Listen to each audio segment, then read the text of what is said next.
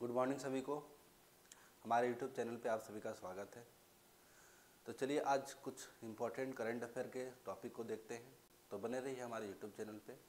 पहला क्या है, सेंजाऊ 19 चालक दल ने पहली बार कक्षा में कृत्रिम प्रकाश संश्लेषण किया। आईआईटी मद्रास ने भारत का पहला Bharat cancer genome Atlas launch किया। नोएडा में चिप डिजाइन में एनआईटी सेंटर ऑफ एक्सेलेंस का उद्घाटन किया। इनसेट मोहाली के वैज्ञानिकों ने गठिया के लिए स्मार्ट ड्रग डिलीवरी विकसित की।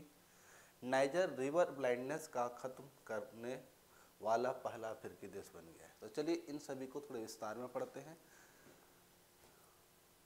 पहला क्या है,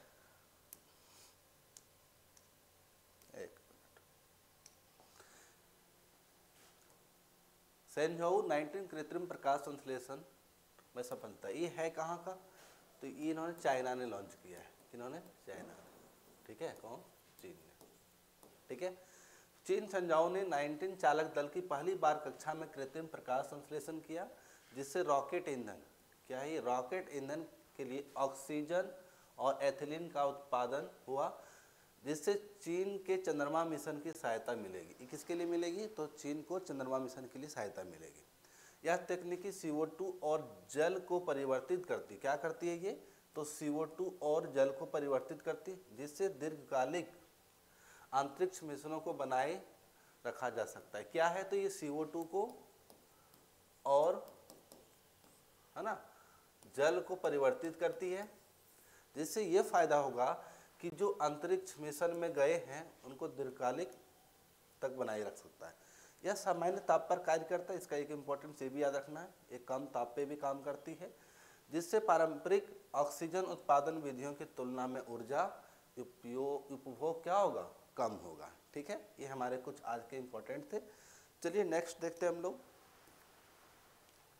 अब हमारे पास है कि हिमखंड A23A दक्षिण जॉर्जिया द्वीप के निकट पहुंचा, चिंता बढ़ी। ये क्या है, तो कहता है कि गतिमान सबसे बड़ी हिमखंड 400 वर्ग मील में फैला हुआ 1 ट्रिलियन टन वजन है। कितना वजन है इसका, तो 1 ट्रिलियन टन का है। ठीक है, कहता है कि A23A अंटार्कटिका के फ्रेंचर आइस शेल्फ से मुक्त होने के बाद वह गया। कहाँ से टूटा है, तो अंटार्कटिका से। ठीक है, और कौन से पार्ट से, तो फ्रेंचर आइस शेल्फ से टूटा हुआ है। कहता है कि जहाँ यह 37 वर्षों तक रुका था और ये 37 साल तक वहाँ पे रुके हुआ था। ठीक है, कहता है कि आसान प्रभाव अब यह दक्षिण जॉर्जिया, कहाँ पे इसका इफेक्ट पड़ेगा, दक्षिण जॉर्जिया द्वीप से 300 किलोमीटर दूर है, यह 2-4 सप्ताह में पहुंच सकता है। पारिस्थितिकी की चिंता है, वैज्ञानिकों को द्वीप के पारिस्थितिकी तंत्र में व्यवधान की आशंका है, जो पेंगुइन और सील का घर है। तो याद रखिएगा कहाँ पे इसकी आशंका है, तो जॉर्जिया में, और कितने दिन का है, तो 2-4 सप्ताह में ये पहुंच सकता है, 300 किलोमीटर भी दूर है। तो बहुत टेंशन है वहाँ जॉर्जिया में भी। अगर बात किया जाए, ये जो हिमखंड विश्व का सबसे बड़ा हिमखंड है, विश्व का सबसे बड़ा हिमखंड है।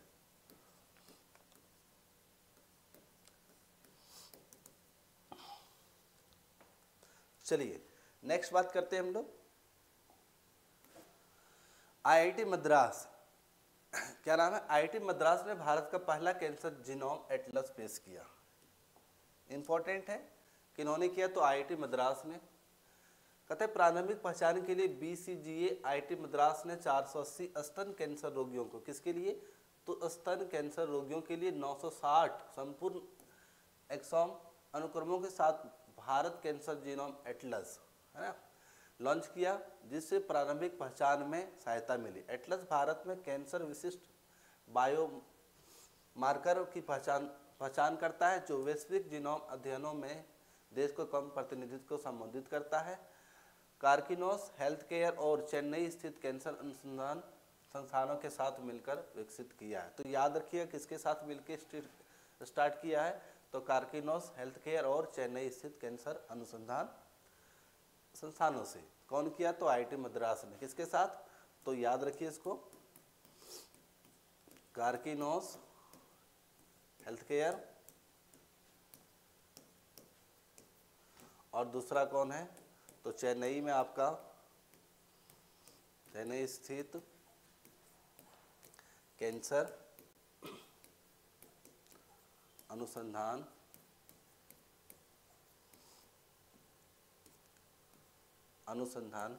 संस्थान के साथ।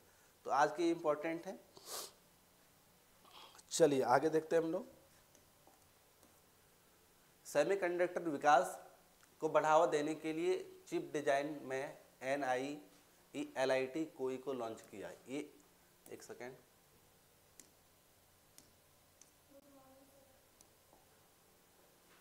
ठीक है। NIELIT क्या है, तो इसको आप याद रख सकते हैं, नेशनल इंस्टीट्यूट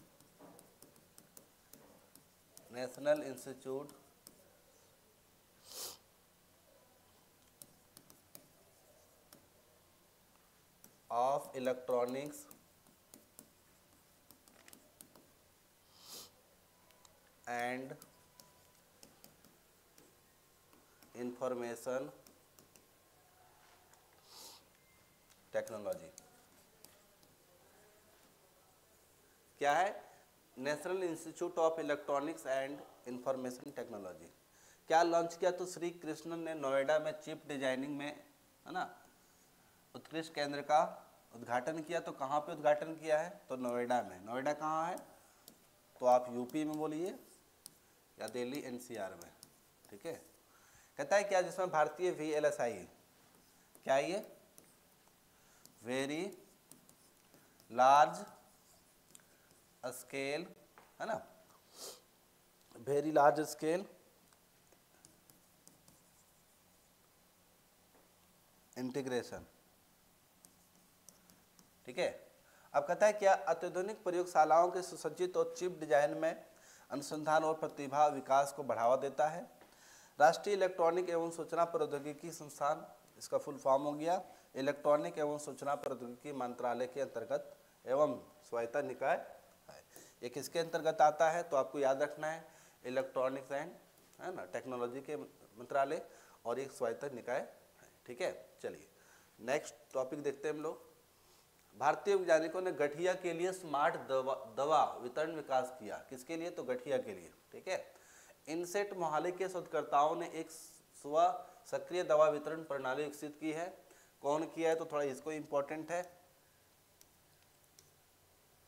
इनसेट मोहाली, है ना, शोधकर्ताओं ने एक सक्रिय दवा वितरण प्रणाली विकसित की है जो केवल सूजन होने पर मैथेट्रिक्सेट जारी करता है, जिससे साइड इफेक्ट कम होता है। ड्रग रिलीज में नवाचार, माइक्रोस्फीयर सूजन वाले सिनोवियल वातावरण में जैव रासायनिक संकेत पर प्रतिक्रिया करते हैं, जिससे सटीक उपचार सुनिश्चित होता है, ठीक है।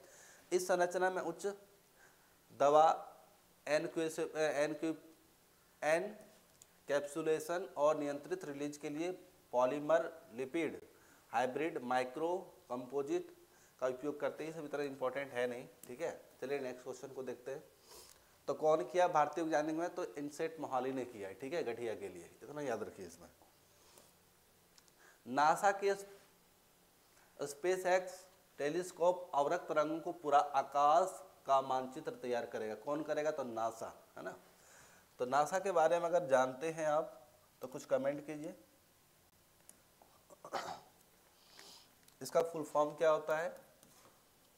National Aeronautic and Space Administration. अगर बात करें स्टैब्लिश्ड का, तो ये कब स्टैब्लिश हुआ था? तो 1 अक्टूबर 1958 को। हेडक्वार्टर कहाँ है नासा का?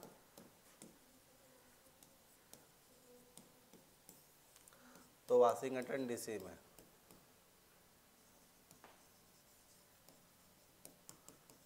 याद रखिएगा, ठीक है। अब क्या कहते हैं भूतपूर्व आकाश मानचित्र को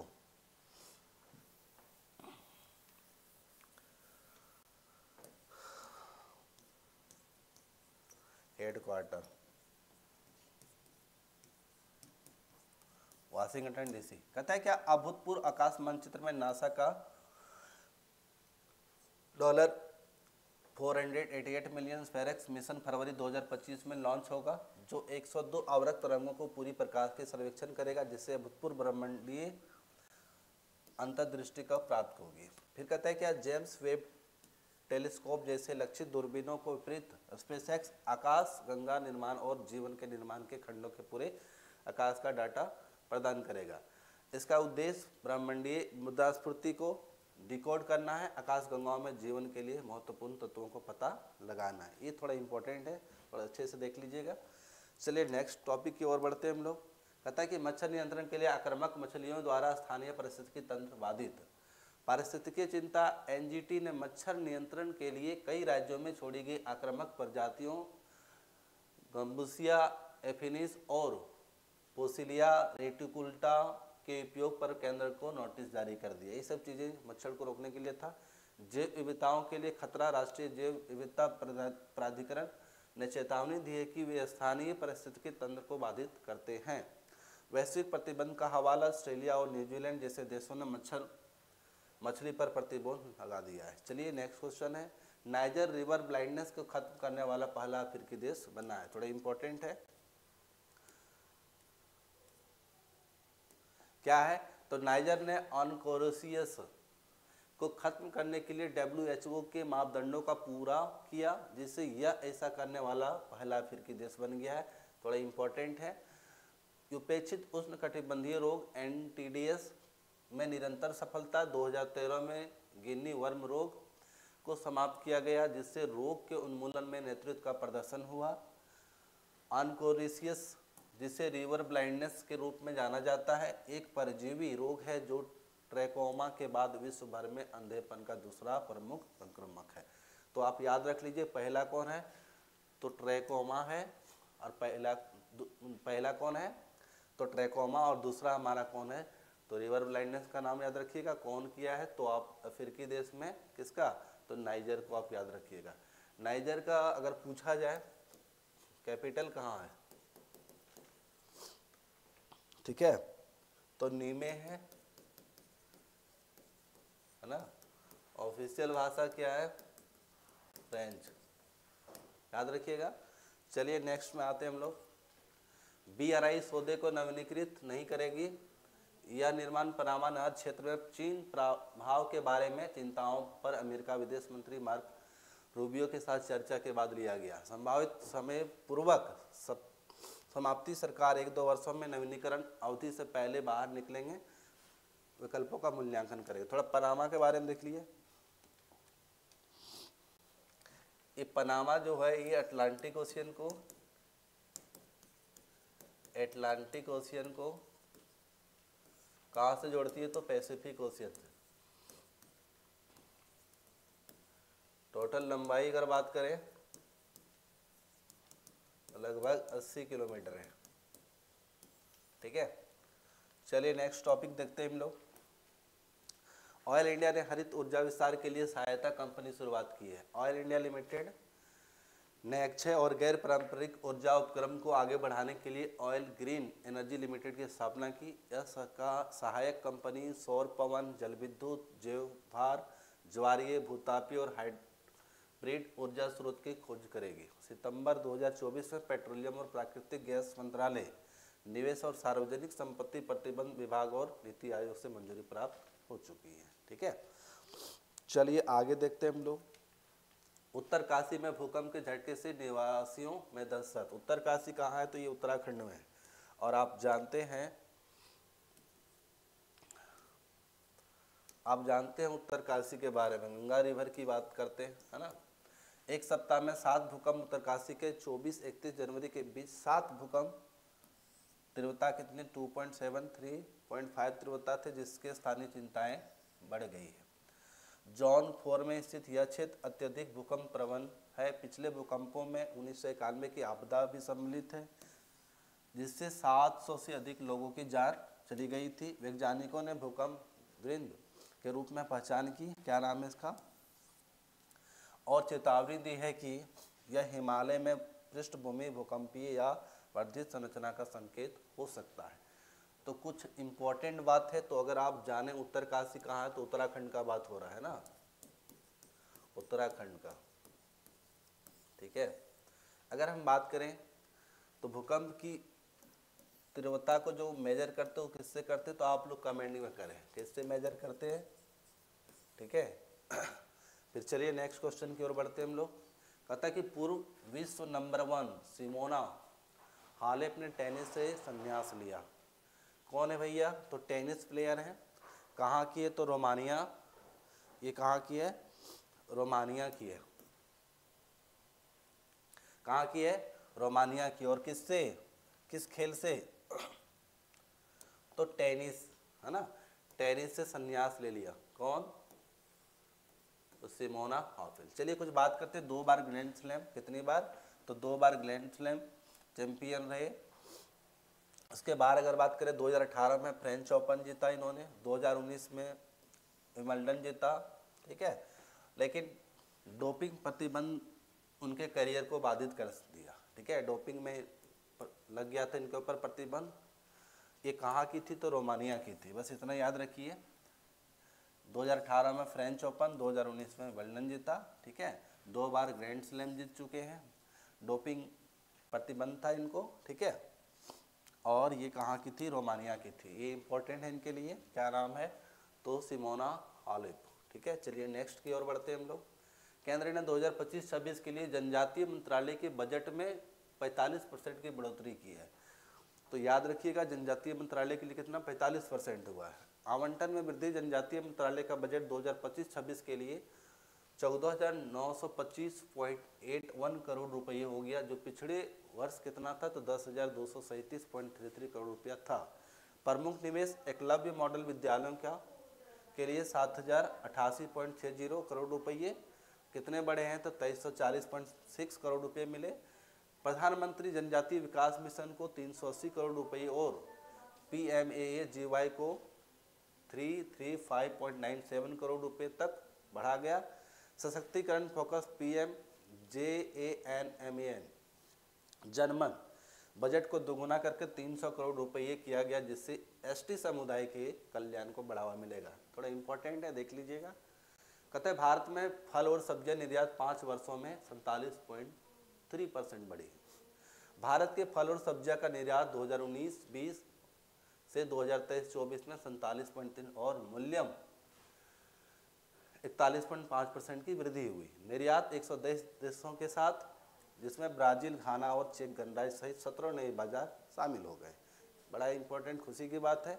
कृषि निर्यातक संवर्धन योजना 2021-26 के अंतर्गत APEDA की पहला व्यापार मेले और वित्तीय सहायता ने निर्यात को बढ़ावा दिया है। थोड़ा इंपॉर्टेंट है। तेलंगाना केंद्र ने राष्ट्रीय व्यापी जाति सर्वेक्षण करने की आग्रह किया, ठीक है। तेलंगाना विधानसभा के प्रस्ताव पारित कर केंद्र सरकार में राज्य मॉडल के अनुरूप राष्ट्रव्यापी सामाजिक, आर्थिक और जातिगत सर्वेक्षण कराने का आग्रह किया। कौन किया, तो तेलंगाना ने। मुख्यमंत्री कौन है वहाँ के, ए रेवंत रेड्डी ने 4 फरवरी को तेलंगाना सामाजिक न्याय दिवस के रूप में घोषित किया, जो व्यापक सर्वेक्षण को कैबिनेट की मंजूरी का प्रतीक है। इस सर्वेक्षण का उद्देश्य अनुसूचित जाति SC, अनुसूचित जनजाति ST और अन्य पिछड़ा वर्ग OBC के लोगों के लिए असमानताओं को कम करना है, ठीक है। कौन है, तो ए रेवंत रेड्डी है वहाँ के मुख्यमंत्री तेलंगाना के। चलिए आगे बात करते हैं। कुछ वित्त वर्ष की पहली छमाही में FDI प्रवाह में 26% की वृद्धि, $42.1 बिलियन का आंकड़ा पार। सरकार ने PME ड्राइव के लिए 10,900 करोड़ आवंटित किए। सरकार ने विदेशियों के लिए 5 वर्ष तक के विस्तार के साथ आयुष वीजा की शुरुआत की। वेब्स 2025 लाइव गलत सूचना का पता लगाने के लिए AI समाधान पेश करेगा। 2000 के नोटों की अभिसरण घटकर 77 करोड़ रह गए हैं, RBI का डाटा। चलिए बात करते हैं इलायची नवीनतम अपडेट और मुख्यतम हालिया में खोजा गया। शोधकर्ताओं ने एलिटेरिया कार्डामम हरी इलायची से संबंधित 6 प्रजातियों की पहचान की है। इलायची का परिचय जिंगीबेरेसी परिवार से संबंधित है। किससे है, तो जिंगीबेरेसी से। अब मसालों की रानी कहा जाता है किसको, इलायची को। याद रखिएगा, मसालों की रानी कौन है, तो इलायची को मसालों की रानी कहा जाता है। पश्चिम घाट के मूल निवासी कहाँ पे, तो केरल में, कर्नाटका, तमिलनाडु में उगाया जाता है। यहाँ की अम्लीय मृदा कितनी होनी चाहिए, तो 5 से 6.5 तक। यहाँ की ऊंचाई अगर बात करें जिस जगह पे होगा तो 600 से 1500 मीटर क्या होना चाहिए, यहाँ का ऊंचाई होना चाहिए। और यहाँ का तापमान का बात करें तो 10 से 35 डिग्री सेल्सियस का तापमान होना चाहिए। अगर यहाँ बात करें तो बारिश का तो 1500 mm से 4000 mm रेनफॉल होना चाहिए। ठीक है, ये है आइडियल कंडीशन किसके लिए, इलायची के लिए। ठीक है, फिर आता है हमारा क्या, वित्त वर्ष की पहली छमाही में एफडीआई प्रवाह 26% से बढ़कर, ठीक है, $52.1 का आंकड़ा पार। चालू वित्त वर्ष की पहली छमाही एफडीआई प्रवाह में 26% की वृद्धि हुई। आरबीआई के अनुमान के अनुसार सितंबर तक यह $42.6 बिलियन तक पहुंच गया। मंत्री जितिन प्रसाद ने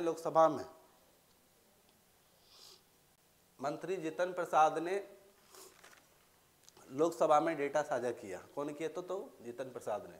2022-23 में एफडीआई में गिरावट आई थी, लेकिन इस वित्तीय वर्ष में इससे उछाला आया। पिछले वर्ष इसकी अवधि में $29.79 बिलियन दर्ज किए गए थे। थोड़ा ठीक है, इंपॉर्टेंट है। सरकार ने पीएम ई ड्राइव के लिए 10,900 करोड़ आवंटित किए। फैम 2 योजना के अंतर्गत 16.14 लाख इलेक्ट्रिक वाहनों को सहायता दी गई। कितना, तो इलेक्ट्रिक वाहन के लिए कितना है, 16.14 लाख। योजना शहरी और ग्रामीण दोनों क्षेत्रों में ईवी अपनाने को बढ़ावा देती है। मार्च 2026 तक पीएम ई ड्राइव के लिए 10,900 करोड़ आवंटित किए गए हैं। ई बाइक, ई ट्रक, ई बस, ई एम्बुलेंस और चार्जिंग स्टेशनों की सहायता दी गई है। मंत्री भूपति राजू श्रीनिवास वर्मा ने लोकसभा में विचार विवरण साझा किया। सरकार ने विदेशियों के लिए 5 वर्ष तक विस्तारित के साथ आयुष वीजा पेश किया। आयुष वीजा 1 वर्ष के लिए दिया जाता है, जिससे अधिकतम 3 प्रविष्टियां होती है। इसके चिकित्सा प्रमाण के साथ प्रतिवर्ष 5 वर्ष तक बढ़ाया जा सकता है। पारंपरिक भारतीय उपचार चाहने वाले विदेशी नागरिक को जारी किया जाता है। विस्तार के लिए भारत में किसी मान्यता प्राप्त अस्पताल से प्रमाण पत्र की आवश्यकता होती है। आवेदकों को स्व वित्तपोषित उपचार व्यय का प्रमाण दिखाना होगा। चलिए, ये हमारा क्या था, आयुष वीजा था। वेब 2025 लाइव गलत सूचना को पता लगाने के लिए एआई समाधान पेश करेगा। वेब 2025 प्रसारण में गलत सूचना से निपटने के लिए एआई समाधान पेश करेगा। दूध तेल हैकाथॉन में एआई संचालित तथ्य जांच उपकरणों के लिए 10 लाख का पुरस्कार पुल दिया गया है। डेवलपर्स, डेटा वैज्ञानिकों और मीडिया पेशेवर को भाग लेने के लिए आमंत्रित किया गया है। इसमें से 5600 से अधिक वैश्विक पंजीकरण, जिसमें से 36% महिला भागीदारी है। इसमें मेंटरशिप और इनक्यूबेशन समर्थन के साथ आईटी मंत्रालय और आईसीईए द्वारा आयोजित किया गया। 2000 रुपये के नोटों का प्रचलन घटकर 6577 करोड़ रुपये रह गया। आरबीआई पिछले महीने तक प्रचलन में 2000 के बैंक के नोट घटकर 6577 करोड़ का मूल्य के रह गया है। मई 2023 से अब तक 3.56 लाख करोड़ मूल्य के लगभग 98.15% नोट वापस आ चुके हैं। आरबीआई ने 19 मई 2023 को 2000 नोट की वापस लेने की घोषणा की थी। कब की थी, तो 19 मई 2023 को। जमा और विनिमय की समय सीमा 7 अक्टूबर 2023 तक थी, लेकिन नोट के वैध मुद्रा बने रहेंगे। भारतीय डाक के माध्यम से आरबीआई ने 19 निर्गम कार्यालय में अभी भी विनिमय की अनुमति दी है, तो जिनके पास 2000 के नोट है वो अभी भी भेज सकते हैं। कहते हैं कि गोपाल विठल को जीएसएमए का कार्यवाहक अध्यक्ष नियुक्त किया गया। एयरटेल के वाइस चेयरमैन और एमडी गोपाल विठल को जीएसएमए का कार्यवाहक चेयरमैन नियुक्त किया गया है। वो जॉस मारिया अल्वारेस पैलेट की जगह लेंगे, जिन्होंने टेलीफोन से इस्तीफा दे दिया था। हाल में विठल को जीएसएमए की डिप्टी चेयरमैन के रूप में पुनः चुना गया। उन्होंने इससे पहले 2019-2020 के दौरान बोर्ड के प्रमुख सदस्य के रूप में काम किया। जीएसएमए लंदन स्थित वैश्विक दूरसंचार उद्योग संघ है, याद रखिएगा। चमन अरोड़ा को डोंगरी में साहित्य अकादमी पुरस्कार 2024 से सम्मानित किया गया। किनको? चमन अरोड़ा को। ठीक है, कहता है क्या चमन अरोड़ा का एक और अश्वत्थामा के लिए साहित्य अकादमी पुरस्कार 2024 में सम्मानित किया गया। लघु कथाओं के संग्रह वाली इस पुस्तक को सर्वसम्मानित से चुना गया। निर्णायक मंडल के सदस्य डॉक्टर सुषमा रानी, डॉक्टर वीना गुप्ता और डॉक्टर जितेंद्र उधमपुरी। पुरस्कार में एक ताम्र पट्टिका और 1 लाख नगद पुरस्कार राशि मिलते हैं। पुरस्कार 8 मार्च 2025 को नई दिल्ली में प्रदान किए जाएंगे। भारत विश्व का दूसरा सबसे बड़ा मोबाइल निर्माण बन गया है। भारत में 300 से अधिक मोबाइल विनिर्माण इकाइयाँ चालू हो चुकी है। 2014 में मात्र 2 थी। भारत में बिकने वाले 99.2% मोबाइल फोन अब स्थानीय स्तर पर बनाए जाते हैं। विनिर्माण मूल्य वित्त वर्ष 14 में 18,900 करोड़ से बढ़कर 2024 में 4,22,000 करोड़ का हो गया।